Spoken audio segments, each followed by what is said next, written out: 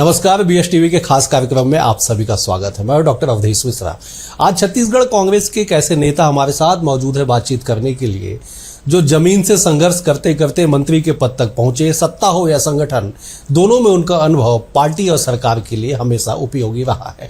हम बात कर रहे हैं, आज हमारे साथ मौजूद है डॉक्टर शिव डहरिया, जो आरंग क्षेत्र से लगातार चुनाव लड़े, विधायक रहे, मंत्री रहे, अभी संगठन के कार्यों में लगातार व्यस्त है। डॉक्टर साहब, बहुत स्वागत आपका हमारे खास कार्यक्रम में।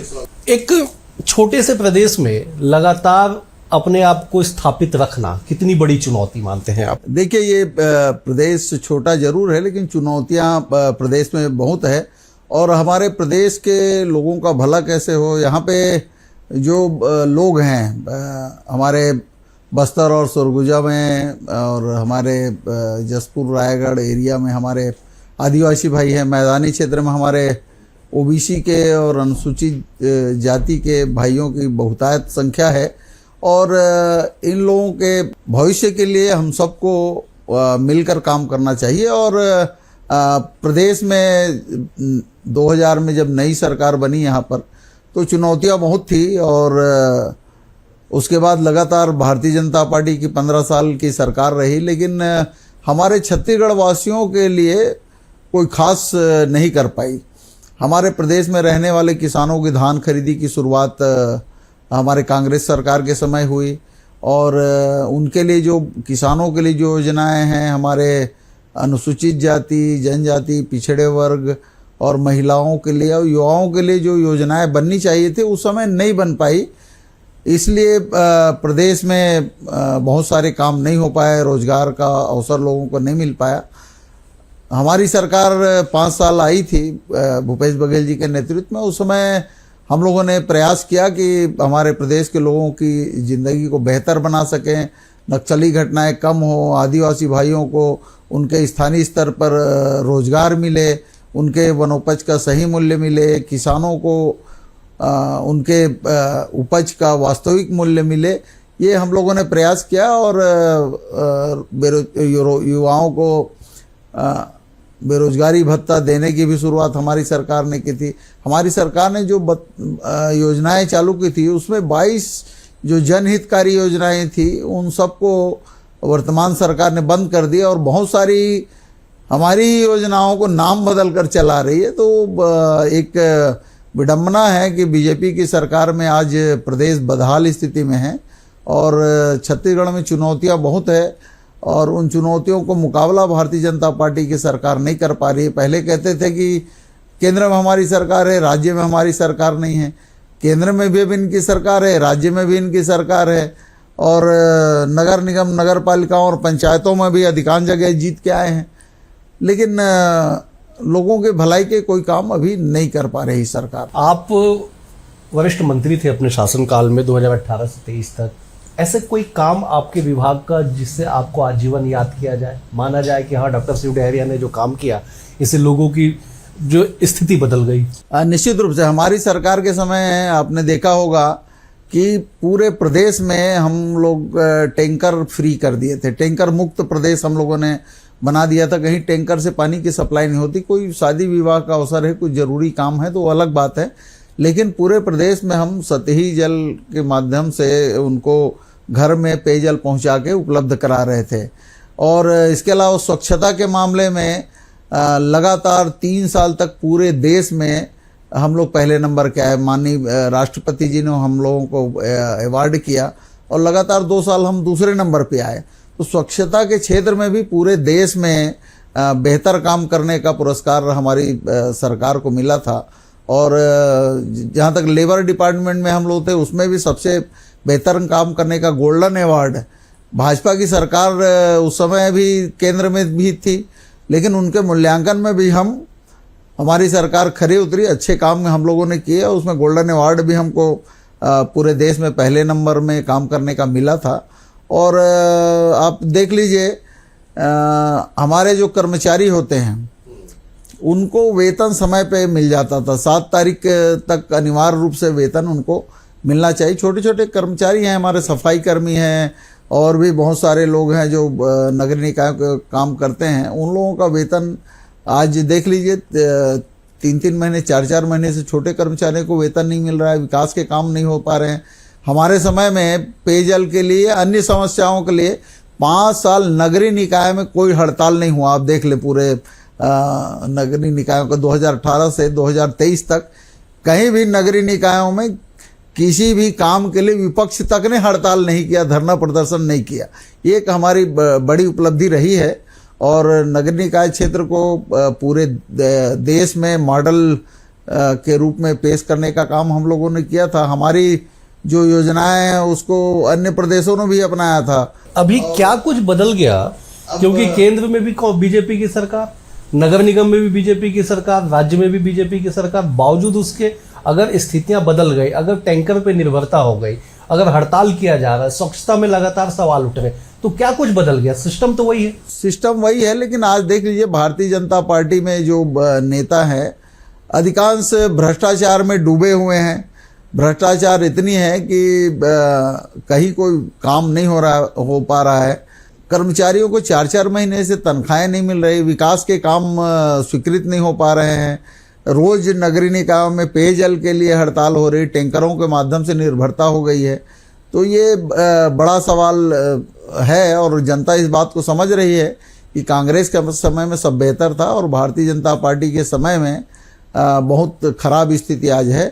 तो ये छत्तीसगढ़ की जनता, निकायों की जनता समझ रही है। इनके ट्रिपल इंजन की सरकार होने के बाद भी इस तरह की स्थिति है, तो आप समझ रहे हैं कि भारतीय जनता पार्टी की सरकार पूरी तरह से सभी विभागों में, मैं एक ही विभाग की बात नहीं करता, प्रदेश के सारे विभागों में यही स्थिति है और अब व्यवस्था का आलम है। आज सबसे ज़्यादा प्रताड़ित हमारे प्रदेश के किसान हैं। हमारी सरकार थी तो लगभग 7 बोरी खाद हम लोग किसानों को सोसाइटी के माध्यम से उपलब्ध कराते हैं, लेकिन अब 1 बोरी आप उनको डीएपी दे रहे हैं। आप बता रहे थे कल किसान मुझे कि वो 1 बोरी को भी 1 एकड़ में कम करके आधा बोरी कर दिया गया है। ये 1 बोरी यूरिया दे रहे हैं और पोटास वगैरह तो कुछ उपलब्ध ही नहीं हो पा रहा है और अभी शुरुआत भी नहीं हुई है एक खाद और बीज का वितरण का।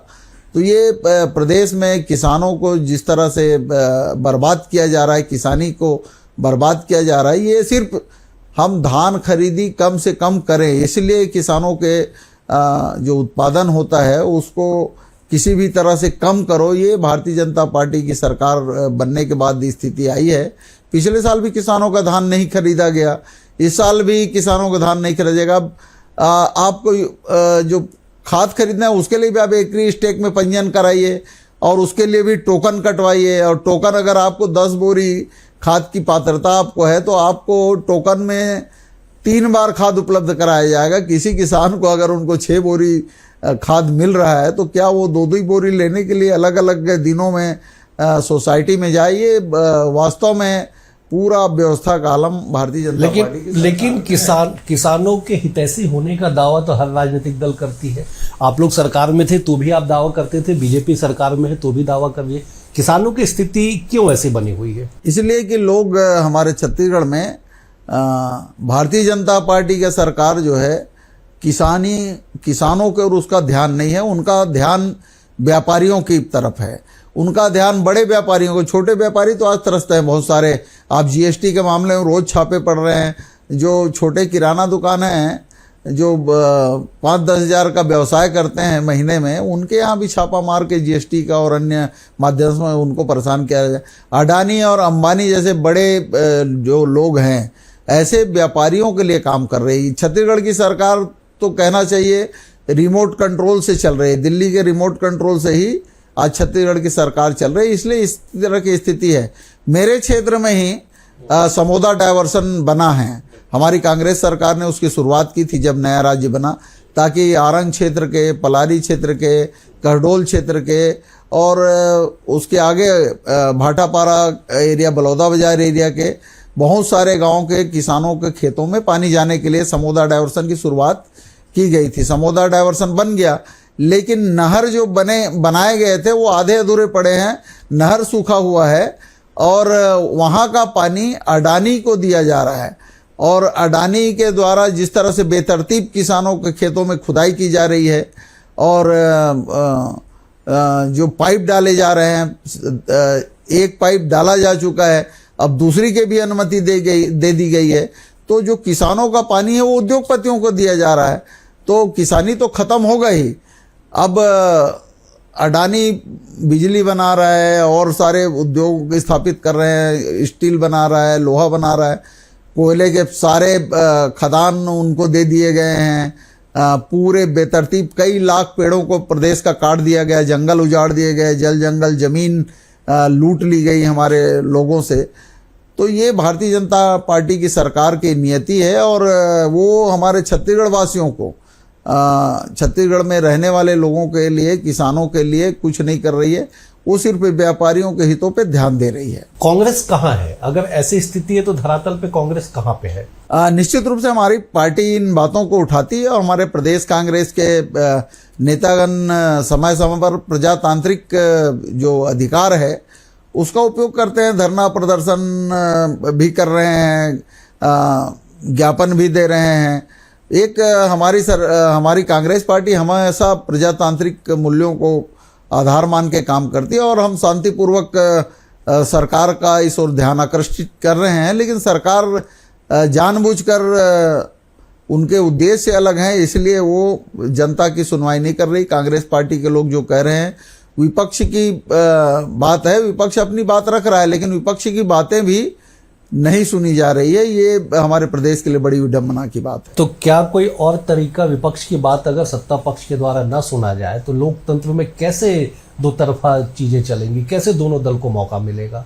क्या करेंगे आप लोग? देखिए, हमारी पार्टी जो है, हमारे लोग जो हैं, हमारे सभी ब्लॉकों, हमारे 307 ब्लॉक हैं, 41 जिला कांग्रेस कमेटियां हैं, ये सब अभी काम कर रहे हैं और भारतीय जनता पार्टी की नाकामियों को जनता को बताने का और उनको उजागर करने का काम कर रही है। अब जनता इस बात को समझ रही है कि ट्रिपल इंजन की सरकार होने के बाद भी जनता के समस्याओं का निराकरण नहीं हो रहा है। गांव-गांव में स्थिति खराब स्थिति है।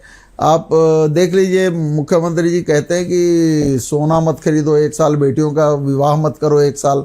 हमारी हिंदू संस्कृति है, उसमें प्रावधान है कि हम अपनी बेटियों के लिए जब शादी करते हैं तो मंगलसूत्र तो अनिवार्य रूप से देते हैं, हमारी बहुओं को भी दिया जाता है। तो ये इस तरह की बातें करना हिंदू संस्कृति के खिलाफ है। ये हिंदू धर्म के बड़े झंडा बरदार बनते हैं, लेकिन भीतर से हिंदू धर्म को ही खोखला करने का काम इनके द्वारा किया जा रहा है। ये अब जनता धीरे धीरे समझ रही है और आने वाले समय में इसका परिणाम चुनाव में दिखेगा। लेकिन चुनाव दर चुनाव तो भाजपा ऊपर बढ़ते जा रही है। छत्तीसगढ़ में 2023 में विधानसभा के चुनाव हुए, कांग्रेस पार्टी की हार हुई। 24 में लोकसभा, 25 में नगरीय निकाय, पंचायत के चुनाव, बाई इलेक्शन, जितने चुनाव हुए सब में बीजेपी अपर हैंड पे है। देखिए, एक समय होता है सबका और जनता ने उनको अवसर दिया है। जनता ने जो अवसर दिया उसका हम लोगों ने सम्मान किया है और जनता के हितों पे किस तरह से काम करती है ये जनता तुलना करती है। कांग्रेस सरकार ने कितना अच्छा काम किया और भारतीय जनता पार्टी किस तरह से काम कर रही है, उसका आकलन जनता करती है और आने वाले समय में ये आकलन का परिणाम आने वाले चुनाव में दिखागा। बड़े बड़े लोग होते थे, आप देख लिए बंगाल में और अन्य राज्यों में लेफ्ट की बड़ी पार्टियां होती थी। 35 साल 40 साल तक लेफ्ट के मुख्यमंत्री रहे हैं। ज्योति बसु जी पश्चिम बंगाल में पूरा रिकॉर्ड है पूरे देश में सबसे ज़्यादा समय तक मुख्यमंत्री रहने का। लेकिन आज क्या स्थिति है, 1-2 सीट में सीमित हो गई है पूरा लेफ्ट, पूरा देश लेफ्ट का सफाया हो गया। तो भारतीय जनता पार्टी की भी आने वाले समय में ऐसी स्थिति होगी और लोग समझ चुके हैं भारतीय जनता पार्टी सिर्फ बरगलाने का काम कर रही है, जनता को धोखा देने का काम कर रही है और ये सिर्फ बड़े उद्योगपतियों की सरकार है। आम गरीबों की, हमारे आदिवासी भाइयों की, अनुसूचित जाति का, पिछड़े वर्ग का, महिलाओं का, युवाओं का सरकार नहीं है और उनके लिए कोई काम नहीं कर रहे हैं। इनके नाम लेकर सिर्फ जनता का शोषण करने का काम भारतीय जनता पार्टी की सरकार कर रही है। हमारे प्रदेश में जो नियुक्तियां होनी चाहिए सरकारी विभागों में, अन्य जगहों में, कहाँ नियुक्तियां हो रही हैं? सब पद खाली हैं, उन पर कहीं कोई नियुक्तियां नहीं हो रही। शिक्षकों की नियुक्ति की बात इन लोगों ने सरकार ने कही थी, उस वादे पे खरे नहीं उतर पा रहे हैं। हमारे अनुसूचित जाति जनजाति के भाइयों के जो बैकलॉग के पद हैं उन पदों को नहीं भरा जा रहा है। और जहाँ तक आरक्षण की बात है तो हमारे अनुसूचित जाति के भाइयों का आरक्षण 16% से घटा के 12% कर दिया गया। सेंसस में हमारा 13% है। हमारी सरकार थी तो उन्होंने विधानसभा में पारित करके बिल राज्यपाल को भेजा है, उस पर भी सहमति नहीं बन रही। तो ये जानबूझकर अनुसूचित जाति, जनजाति, महिलाओं को, युवाओं को प्रताड़ित करने का काम ये सरकार कर रही है। लेकिन अनुसूचित जाति का क्या उतना प्रभाव है जो सरकार बनाने में मदद करे? क्योंकि लगातार राज्य गठन या उससे पहले से भी देख लीजिए, आप तो बड़े विद्वान नेता है, अनुसूचित जाति का सपोर्ट हमेशा से कांग्रेस को रहा है। आज भी विधानसभा में आपके पार्टी के विधायक ज्यादा है बीजेपी की तुलना में, लेकिन क्या निर्णायक मानते हैं आप? निश्चित रूप से जो हमारे बस्तर और सरगुजा के जो 29 सीटें आरक्षित है, तो बस्तर और सरगुजा के सीटों को छोड़ दें तो जो 51 सीटें मैदानी क्षेत्र में है, उन 51 सीटों में अनुसूचित जाति की निर्णायक भूमिका रहती है। 10 आरक्षित क्षेत्रों में तो रहती ही है, लेकिन इन 51 सीटों में भी हमारे अनुसूचित जाति के लोग निर्णायक भूमिका में रहते हैं।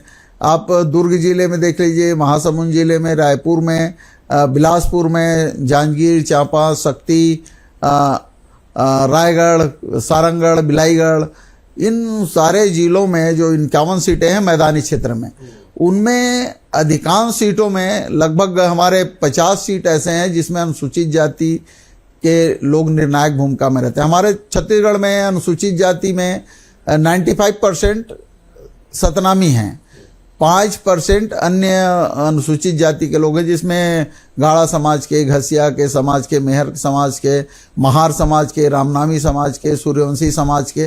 तो ये जिन क्षेत्रों में रहते हैं वहाँ भी कांग्रेस पार्टी को इन लोग सपोर्ट करते हैं। जैसे आप गाड़ा समाज के कहेंगे तो सारंगढ़ और सरायपाली एरिया में कुछ संख्या में मिलेंगे। आपके रामनामी, सूर्यवंशी, ये आपके जांजगीर जिला, बिलासपुर जिला, शक्ति जिले में कुछ संख्या में हैं। तो ये सब कांग्रेस को ही सपोर्ट करते हैं। हमारे महार जाति के हैं, वो हमारे महाराष्ट्र लगे हुए डोंगरगढ़, राजनांदगांव जिले में इनकी संख्या अच्छी है। बाकी जगहों में जहाँ जहाँ भी हमारे अनुसूचित जाति के भाई हैं, वो हमेशा कांग्रेस को ही सपोर्ट करते हैं, कांग्रेस को ही मदद करते हैं, क्योंकि जानते हैं कि कांग्रेस ही ऐसी पार्टी जो अनुसूचित जाति, जनजाति, पिछड़े वर्गों के, महिलाओं के हित का काम करती है और जो कहती है वो करती है। लेकिन कांग्रेस पार्टी ने अनुसूचित जाति वर्ग को क्या दिया? ना एक आपको प्रदेश अध्यक्ष मिला, ना आपको सीएम मिला। एक ओबीसी से सीएम बन जाते, एक जनरल से बन जाते, एसटी से बन जाते हैं। एससी कहाँ है? एससी क्यों नहीं? देखो, एससी को भी पर्याप्त प्रतिनिधित्व मिलता है और हमारे राष्ट्रीय अध्यक्ष जी, हमारा हाईकमान इस बात को समझता है कि अनुसूचित जाति के लोगों को भी पर्याप्त प्रतिनिधित्व मिलना चाहिए और आने वाले समय में पर्याप्त प्रतिनिधित्व मिलेगा। और कांग्रेस पार्टी में अभी बहुत सारे जगहों में हमारे अनुसूचित जाति के भाइयों को, हमारी सरकार थी तो उन लोगों का सुना जाता था, अनुसूचित जाति के लोगों के काम भी बेहतर किए जाते थे, कहीं कोई दिक्कत नहीं थी। अनुसूचित जाति के अधिकारी कर्मचारियों को भी अच्छी जगह पोस्टिंग दी जाती थी। लेकिन अब भारतीय जनता पार्टी सरकार आने के बाद जो अनुसूचित जाति, जनजाति के अधिकारी कर्मचारी हैं वो भी प्रताड़ित हैं। उनको मुख्य जगहों में पदस्थ नहीं किया जा रहा है, उनको ऐसे मैदानी क्षेत्रों में नहीं भेजा जा रहा है और जो खराब जगह है उनमें उन्हीं लोगों को काम दिया जाता है। वो बेहतर काम करके दिखाते हैं, उसके बाद भी उनको अवसर नहीं दिया जाता। हमारे जो रोजगार के अवसर हैं, जितने योजनाएं हैं, उन योजनाओं का लाभ हमारे अनुसूचित जाति के भाइयों को नहीं मिल रहा है। आदिवासियों का मुख्यमंत्री है, लेकिन आज आदिवासियों के ही काम क्यों नहीं हो पा रहे हैं? बस्तर में, सरगुजा में मुख्यमंत्री जी जिस जसपुर के, वहाँ के हमारे आदिवासी भाइयों को न रोजगार मिल रहा है, न उनको उनका वाजिब हक मिल रहा है। किसान जो हैं वो प्रताड़ित हैं, महिलाएं प्रताड़ित हैं, हमारे युवा प्रताड़ित हैं। तो आखिर ये सरकार चाहती क्या है? ना ये गुटबाजी में पड़ी हुई है और रिमोट कंट्रोल से चल रही है, जिसके कारण आज ये स्थिति आ रही है। लेकिन सरकार कह रही है कि सुशासन की सरकार है, सुशासन तिहार चल रहा है। कांग्रेस उस नैरेटिव को तोड़ नहीं पा रही है या वास्तविक में कांग्रेस ने मान लिया कि सच में प्रदेश में सुशासन की सरकार है? देखिए, प्रदेश में सुशासन नाम की कोई चीज नहीं है, पूरा कुशासन चल रहा है। मैं तो बता रहा हूँ, मेरे आरंग ब्लॉक की मैं बात कर रहा हूँ, जहाँ सुशासन तिहार का आयोजन हो रहा है, वहाँ उस पंचायत से 15,000 रुपया वसूले जा रहे हैं, जहाँ का। और सुशासन तिहार आप मना रहे हो तो पंचायतों को काम देने का है, नगर पंचायतों में काम देने का है, निकायों को काम देने का है। कोई काम आप नहीं ले रहे हैं, उनसे उल्टा वसूली हो रही है। और ये तो पूरा भ्रष्टाचार का ऐसा आलम है कि आज सुशासन तिहार के नाम पे सीधा भ्रष्टाचार किया जा रहा है और कमीशन खोरी की जा रही।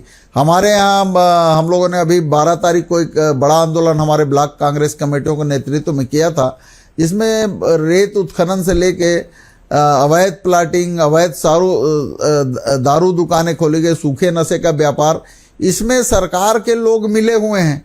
वही शराब के व्यापार कर रहे हैं, रेत के व्यापार में कमीशन खोरी की जा रही है। और 6 बजे से शाम से सुबह 6 बजे तक रेत खदानें बंद रहनी चाहिए, मशीनों का उपयोग नहीं होना चाहिए। मशीनों का धड़ल्ले से उपयोग हो रहा है और रात भरे हाईवा चल रहे हैं। तो ये अवैध रेत उत्खनन, अवैध मुरुम उत्खनन, अवैध प्लाटिंग, शराब के अवैध धंधे, नशे का काम आज सरकार के लोग नेतृत्व में हो रहा है, उसके लोग जुड़े हुए हैं इन सब कामों में। तो सुशासन नाम की चीज़ आज कहाँ दिखती है? आज तो पूरा कुशासन भारतीय जनता पार्टी का चल रहा है और इससे छत्तीसगढ़ की जनता त्रस्त है। ऐसी स्थिति प्रदेश में है तो आज की तारीख में चुनाव हो तो स्थिति क्या होगी, परिणाम क्या होगा? अभी देखिए, ये काल्पनिक बातें हैं कि आज चुनाव होगा तो क्या होगा। वो चुनाव तो वास्तव में जो समय निर्धारित है उसी समय में ही चुनाव होगा। लेकिन अब छत्तीसगढ़ की जनता समझ चुकी है भारतीय जनता पार्टी की सरकार पूरी तरह से फेल है और जनता के हितों का काम नहीं कर पा रही है। ट्रिपल इंजन की सरकार जरूर है लेकिन भ्रष्टाचार में लिप्त है और जनता के काम नहीं हो रहे। किसान परेशान है, उनको खाद बीज नहीं मिल पा रहा है, उनके धान की कीमत नहीं मिल पा रही है, उनका धान को खरीद सरकार द्वारा नहीं की जा रही है, उनको किस तरह से प्रताड़ित किया जा रहा है ये जनता देख रही है। महिलाओं के स्थिति आप देख रहे हैं कि कहीं कोई महिलाएं सुरक्षित नहीं है। कानून व्यवस्था की स्थिति शहरों में इतनी खराब है कि रोज चाकू चल रहे हैं, रोज चोरी डकैती हो रही है, बलात्कार हो रहे हैं। अभी एक मामले में निर्णय भी आया है, एट्रोसिटी के मामले में कहीं कोई कार्रवाई नहीं हो पा रही है। न्यायालय का निर्णय आया है किसी घर में कोई अनुसूचित जाति जनजाति को प्रताड़ित करता है तो न्यायालय का भी निर्णय आया है कि वो उनके घर में इस तरह के प्रताड़ित किया गया तो वहाँ घर में कोई कार्रवाई हो रही है तो हम उसमें कोई निर्णय नहीं ले सकते, वो एट्रोसिटी का मामला नहीं बनता। तो इस तरह के निर्णय भी आ रहे हैं और सरकार भी यही कर रही है। तो आज बहुत स्थिति खराब है और संवैधानिक रूप से ये सरकार नहीं चल रही। संविधान के जो निर्देश हैं, संविधान के हिसाब से सरकार चलना चाहिए। तो उन संवैधानिक मूल्यों को तोड़ा जा रहा है और संविधान के खिलाफ काम आज भारतीय जनता पार्टी की सरकार में हो रही है। कांग्रेस पार्टी की क्या स्थिति है, क्योंकि हमेशा से कांग्रेस पे गुटबाजी का आरोप लगता रहा है। कांग्रेस पार्टी की स्थिति क्या? आप कार्यकारी अध्यक्ष भी रह चुके, संगठन को बेहतर तरीके से आप समझते हैं। देखिए, देश के आज़ादी के समय भी हमारी पार्टी में बहुत सारे गुट हुआ करते थे, बहुत सारे नेता हुआ करते थे, लेकिन सबका उद्देश्य देश को आज़ाद कराना था। गरम दल भी हुए, नरम दल भी हुए, बहुत सारी गुटें हुआ करती थी, लेकिन सबका उद्देश्य एकमात्र देश को आज़ाद कराना था। देश के आज़ादी के बाद देश का नवनिर्माण करने का काम पंडित नेहरू जी के नेतृत्व में हमारे सारे नेताओं ने किया। उस समय भी बहुत सारे लोग हुआ करते थे, अलग अलग नेता हुआ करते थे। पटेल, सरदार पटेल जी हो, अंबेडकर जी हो या और अन्य जो नेतागण थे, सबका उद्देश्य हमारे सरदार पटेल जी और बाकी नेता लोग थे, उनका भी उद्देश्य कांग्रेस पार्टी को मजबूत करना और देश की अर्थव्यवस्था को मजबूत करना।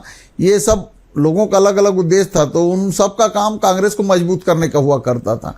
आज भी बहुत सारे लोग हैं, गुट है। मैं नहीं कहता कि कोई गुटबाजी नहीं होती, सब जगह थोड़ी थोड़ी बातें रहती है, लेकिन सबका उद्देश्य कांग्रेस पार्टी को मजबूत करना होना चाहिए। और गुटबाजी इस बात का होना चाहिए कि हम कितना बेहतर काम पार्टी के लिए कर सकते हैं, कितना बेहतर काम जनता के लिए कर सकते हैं।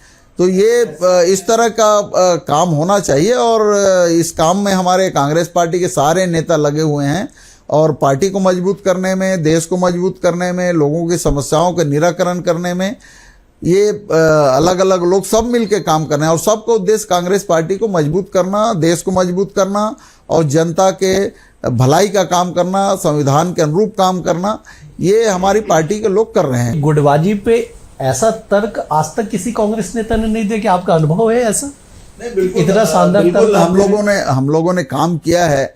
पार्टी में भी हम लोगों ने काम किया है। जब मध्य प्रदेश था तब भी हम लोग पार्टी में काम किए हैं, पदाधिकारी रहे हैं। राज्य बनने के बाद भी हम लोगों ने संगठन में काम किया, सरकार में भी काम किया। तो हमारे जितने बड़े नेता हैं या छोटे नेता हैं या जो कार्यकर्ता हैं, सबका उद्देश्य लगभग यही होता है। और सब लोग अगर कहीं कुछ बात आती है तो सबका उद्देश्य पार्टी को मजबूत करने का ही होता है। एक और सवाल आपसे, आखिरी सवाल ले लेता हूं। अगर आला कमान पार्टी मौका दे तो डॉक्टर शिव डहरिया सीएम बनना पसंद करेंगे या पीसीसी चीफ बनना पसंद? देखिए, मैं एक कार्यकर्ता हूं और एक कार्यकर्ता होने के नाते पार्टी मुझे जो दायित्व देती है उसका मैं बखूबी निर्वहन करता हूं। और पार्टी जो भी दायित्व देगी, मैं एक कार्यकर्ता हूं, कार्यकर्ता हैसियत से पार्टी के लिए हमेशा काम करूंगा, उसमें कहीं कोई दिक्कत नहीं। आपकी अपनी इच्छा क्या है, संगठन या सत्ता? देखिए, मेरा उद्देश्य तो हमारे पार्टी को मजबूत करने का है। और पार्टी मजबूत रहेगी, पार्टी अच्छा काम करेगी, बेहतर काम करेगी, तो हम सब मजबूत होंगे। और पार्टी मजबूत है तभी हमारी उपयोगिता है, और हम लोगों की बात कहीं भी हो तो सुनी जाएगी। तो हमारा उद्देश्य सबसे पहले पार्टी को मजबूत करना और हमारे कार्यकर्ताओं को मजबूत करना और लोगों की समस्याओं का निराकरण, ये हमारी पहली प्राथमिकता है। मतलब आप पीसीसी चीफ बन रहे हैं आप? नहीं, इस तरह की कोई बात नहीं है। हम लोग तो कार्यकर्ता हैं, पार्टी जो जिम्मेदारी देती है उन कामों को हम लोग करते हैं। बेहद शुक्रिया आपका समय देने के लिए, बेहद शुक्रिया। अगले अंक में एक और शख्सियत के साथ होगी मुलाकात। बने रहिए BSTV के साथ। नमस्कार।